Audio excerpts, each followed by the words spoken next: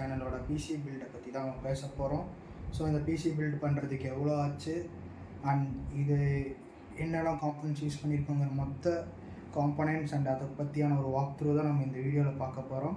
So வாங்க நம்ம என்னென்ன காம்பனன்ட்ஸ் எப்படி வச்சுருக்கோங்கிறத நம்ம எக்ஸ்பிளைன் பண்ண போகிறேன். வாங்க பார்க்கலாம்.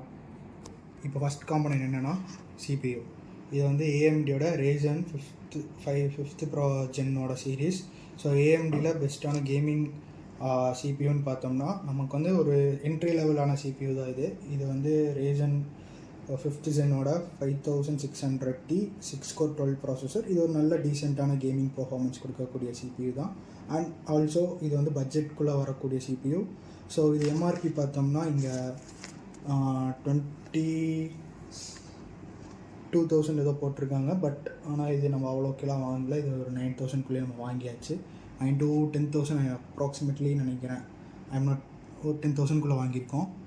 அடுத்து என்ன காம்பனன்ட்ஸ் பார்க்க போகிறோன்னா மதர் போர்டு. நான் என்ன மதர் போர்டு யூஸ் பண்ணியிருக்கேன்னா ஜிகாபிட்ஸோட ASRock B55M ASRock Elite. இது ஒரு நல்ல கேமிங் மதர் போர்டு. இது வந்து நிறைய ஃபீச்சர்ஸ் இருக்குது அண்ட் கம்மியான பட்ஜெட்லேயும் இருக்குது. அதனால் இந்த மதர் போர்டு நான் சூஸ் பண்ணியிருக்கேன். ஸோ இதோட காம்பனன்ட்ஸ் பார்த்தோம்னா என்னென்ன இருக்குன்னா 2 NVMe SSD ஸ்லாட் இருக்குது. அண்ட் ப்ளஸ் அது போக ரேம் வந்து 4 ஸ்லாட் போட்டுக்கலாம். And it will be supported வந்து RGB லோவராக இருந்தீங்கன்னா இதுலேயே நம்ம RGB ஃபேன் கனெக்ட் பண்ணி அதை நீங்கள் கண்ட்ரோல் பண்ணிக்க முடியும். அண்ட் அது போக இது எல்லாமே ஹீட் சிங்க்கோடு வருது. ஸோ ஹீட் சிங்க் ஃபார் என்னென்ன இதுக்கெலாம் ஹீட் சிங்க்னா most of the components like SSDக்கு அண்ட் ரேமுக்கு எல்லாத்துக்குமே ஹீட் சிங்க்கோடு இங்கே வருது. அப்புறம் இதோட ஃபாஸ்ட் நெட்ஒர்க் தான் மெயின் பார்த்தோம்னா ஈத்தர்நெட் மட்டும்தான் இதில் இருக்குது. வைஃபை அண்ட் ப்ளூடூத் ஆப்ஷன்ஸ் இல்லை. பட் ஆனால் இந்த பட்ஜெட்டுக்கு இது நல்ல mother gaming board. So mostly gaming பண்ணுறவங்களுக்கு ப்ளூடூத் அண்ட் வைஃபை தேவைப்படாது. ஈத்தர்நெட் தான் யூஸ் பண்ண போகிறோம். அண்ட் இது சொல்லப்போனால் வேல்யூ ஃபார் மணி. இது ஒரு நல்ல மதர் போர்ட். அண்ட் மோரோவர் இதோட ஆடியோ குவாலிட்டி பார்த்தோம்னா 4 மேலே இருக்குது. So something like good audio output உங்களுக்கு கிடைக்கும். ஸ்ட்ரீமிங்க்கும் உங்களுக்கு நல்லா இருக்கும். ஸோ மேஜராக நான் என்னோடய கோல் பார்த்தோம்னா ஸ்ட்ரீமிங்க்கு அண்ட் இன்னொரு விஷயம் எதுக்குன்னா கேமிங்க்காகவும்.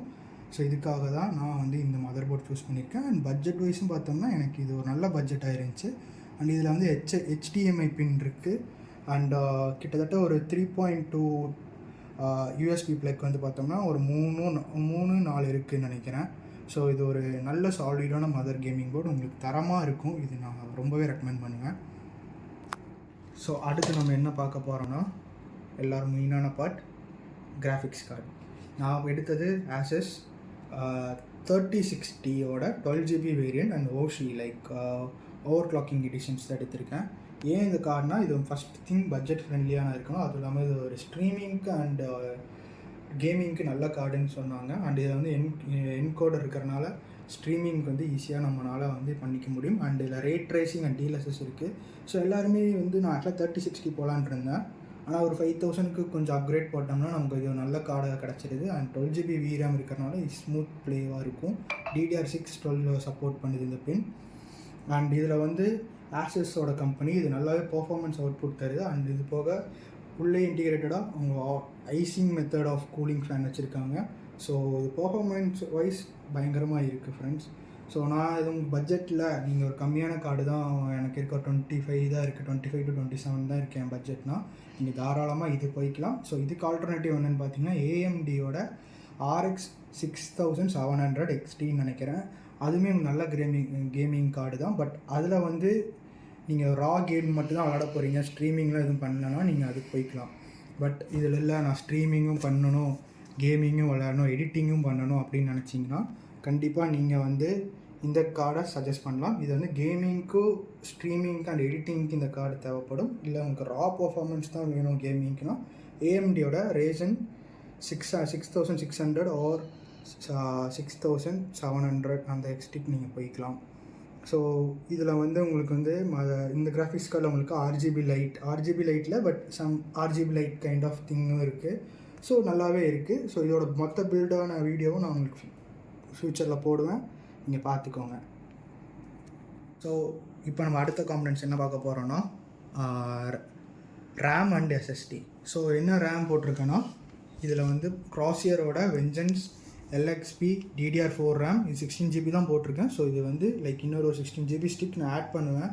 பிகாஸ் டியூவல் சேனல் பர்ஃபார்மன்ஸுக்கு அதுதான் பெஸ்ட்டான ஒரு 2 ரேம் போடுறது உங்களுக்கு பெஸ்ட்டான ஒரு விஷயமே தெரியும். ஸோ அதனால் நீங்கள் முடிஞ்ச அளவுக்கு 16GB ஒன்று தான் போடுறீங்கன்னா 8GB வேரியண்ட்டில் 2 போடுங்க. பட் நான் வந்து 32GB போடுற பிளானில் இருக்கனால இப்போ 16GB ஒன்று போட்டிருக்கேன். மோஸ்ட் ப்ராபப்ளி கொஞ்சம் சீக்கிரமாகவே நான் இன்னொரு 16GB போடுவேன். இந்த வெஞ்சன்ஸ் ரேம் வந்து ஒரு கேமிங்க்கு, என்ட்ரி லெவல் கேமிங்க்கு அண்ட் ஸ்ட்ரீமிங்க்கு ஒரு நல்ல ரேம் வித் ஹீட் சிங்கோட இருக்குது உள்ளேயே. ஸோ இந்த இந்த இந்த ரேம் வந்து பட்ஜெட் ஃப்ரெண்ட்லியான ரேம். இது ஒரு நல்ல ஒரு ரேம் தான். ஸோ இதோட ரேட் என்னென்னு பார்த்தோம்னா ஆல்மோஸ்ட் 3000 பக்கம் வந்துச்சு. 3200 சம்திங் அந்த ரேஞ்சுக்கு வந்துச்சு. ஸோ இது வந்து ஒரு நல்ல ஒரு ரேம்னு சொல்ல முடியாது, பட் என்ட்ரி லெவலில் இது ஒரு நல்ல ரேம்னு சொல்லலாம். அண்ட் அடுத்த காம்போனன்ட்ஸ் என்னென்னு பார்த்தீங்கன்னா எஸ்எஸ்டி பார்க்க போகிறோம். ஸோ எஸ்எஸ்டியில் என்ன மாதிரி எஸ்எஸ்டினா இது க்ரூஷியல் எஸ்எஸ்டி. ஸோ க்ரூஷியலில் P3+, இது வந்து ஒரு 1TB எஸ்எஸ்டி போட்டிருக்கேன் ஃபார் கேமிங்க்கு. அது NVMe எஸ்எஸ்டி. இது வந்து க்ரூஷியலோட P3+ அண்ட் 1TB 500 மெகாபிட்ஸ் வரைக்கும் டேட்டா ட்ரான்ஸ்ஃபர் ஆகும். ஸோ இதோட ப்ரைஸ் பார்த்தோம்னா உங்களுக்கு ஒரு 5000 பக்கம் வந்திருக்கு. ஸோ 5000 பக்கம் இது நல்ல பட்ஜெட்டுக்கான இதுதான். ஸோ இன்கேஸ் உங்களுக்கு பட்ஜெட்லாம் இருந்துச்சுன்னா நீங்கள் வந்து வேறு ஏதாச்சும் ஒரு நல்ல எஸ்எஸ்டி போய்க்கலாம். பட் எனக்கு எஸ்எஸ்டியில் அவ்வளோக்கா இது நாலேஜ் இல்லாதனால ஜஸ்ட் க்ரூஷியல் இது ஒரு நல்ல எஸ்எஸ்டிங்கிறனால எனக்கு இதை பற்றி தான் எனக்கு மோஸ்ட்லி ஓரளவுக்கு நாலேஜ் இருக்குதுன்னு சொல்லலாம். மற்றபடி இது வந்து ஒரு நல்ல ஒரு எஸ்எஸ்டி பிகாஸ் இது PCIe 4 NVMe ஸ்லாட்டில் இருக்குது. அண்ட் இதுக்கப்புறம் நம்ம வந்து ஒரு செகண்ட் எஸ்எஸ்டி இந்த மதர் போர்டுக்கு போகிறதா இருந்தால் நீங்கள் PCIe-ஓட 3.0ஓட NVMe கார்டு போகலாம். அது இன்னும் உங்களுக்கு பட்ஜெட் கம்மியாக தான் வரும். ஸோ இது ஒரு நல்ல கேமிங்க்கான ஒரு எஸ்எஸ்டி கார்டு தான். ஸோ இது நான் உங்களுக்கு வந்து சஜஸ்ட் பண்ணுவேன் for entry level and streaming பர்பஸ்க்கு.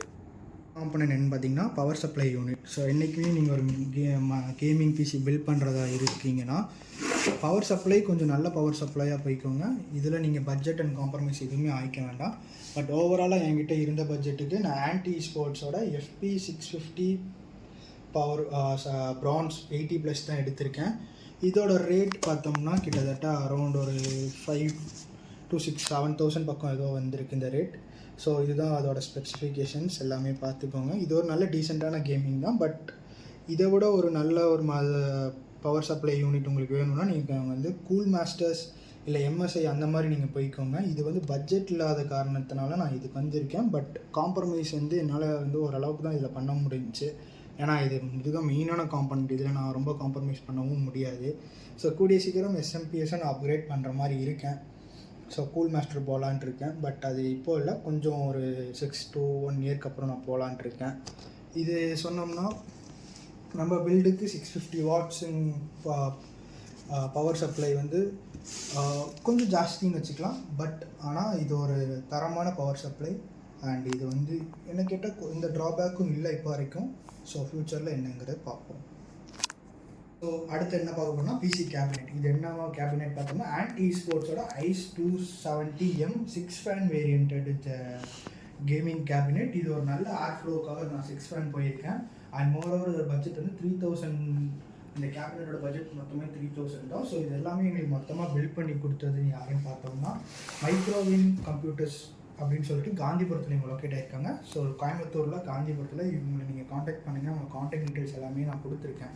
ஸோ ஓவராலாக இந்த பில்ட் எப்படி வந்திருக்கு நீங்களே பாருங்கள். இந்த கேபினெட் பார்க்கும்போது இல்லை அது உள்ளே இருக்கிற ரன் ஆகும்போது கிராஃபிக்ஸ் கார்ட்ஸ் எல்லாமே நீங்களே பாருங்கள் எப்படி வந்திருக்குங்க. ஸோ எனக்கு வந்து பிசி பில்ட் பற்றி பெருசாக தெரியாது. பட் இவங்க என்னை ஃபுல் வாக் த்ரூ பண்ணி இந்த காம்பனன்ட்ஸ் போடுங்க இதெல்லாம் போடுங்க அப்படின்னு சொன்னது யாருன்னா மைக்ரோவேவ் கம்ப்யூட்டர்ஸ்.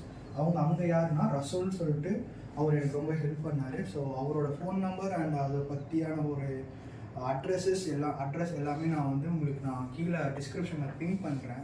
அதை போய் பாருங்கள். அண்ட் மோரோவர் இந்த வீடியோ கீழேயுமே உங்களுக்கு வந்து காண்டாக்ட் நம்பர் வரும்.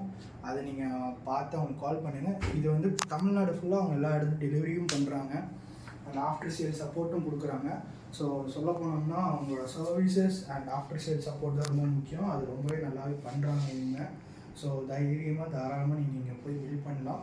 அதுவும் உங்கள் பட்ஜெட் ஃப்ரெண்ட்லியாக அவங்க பண்ணி தருவார் மெயினாக சொல்ல போனோம்னா. ஸோ இதோட டோட்டல் காஸ்ட் எவ்வளோன்னு கேட்டிங்கன்னா எனக்கு இதோட டோட்டல் காஸ்ட் பார்த்தோம்னா ஒரு 66,000க்குள்ளேயே வந்துச்சு.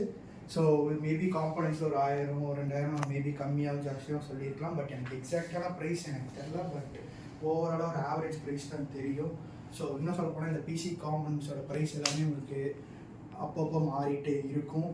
ஸோ நீங்கள் பில் பண்ணுறப்ப என் கரண்ட்டில் என்ன ப்ரைஸ் இருக்கோ அதை வந்து நீங்கள் போய் கேளுங்க, அவர் உங்களுக்கு பெஸ்ட் ப்ரைஸ் உங்களுக்கு பண்ணி தருவார். So thank you guys.